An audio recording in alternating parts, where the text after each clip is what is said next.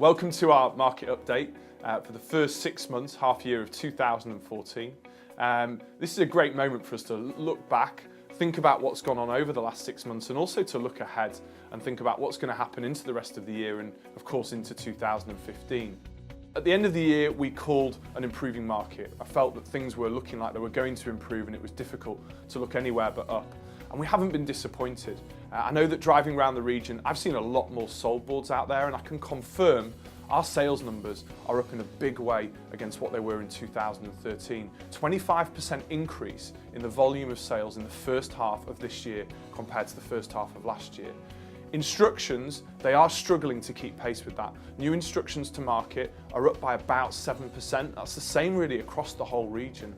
And that is leaving a gap between the supply and the demand that's in the market. There's been a lot in the national press recently about what prices are doing. The Land Registry reports that the annual price change is at 6.7%. We've seen an increase in the average price of Stainton by about 7%. Yorkshire is just under 3%. The big story has been London. London market has increased by 18.5%. And although that doesn't have an impact on us particularly, I think it's important that we remember when we're looking at the national statistics, it does include London, and it's really, really crucial to drill down into the territory, into the region where we are. There are, however, a couple of challenges in the market. So although the headlines are great, pushing from under offer to exchange, there's huge amount of pressure on the solicitors with that increase in the volume of transactions. And for a lot of them, they haven't been able to bring new solicitors and new conveyancers in quickly enough to cope with that volume and the demand on their services. And the second thing is the introduction of the mortgage market review at the end of April. Now that's lengthened the time from getting a mortgage through, from application to mortgage offer, with affordability checks and just generally a more stringent check from the banks before they will lend to people. So those two challenges are really going to face us into the next 6 months and year, and I don't think they're going to go away in the short term.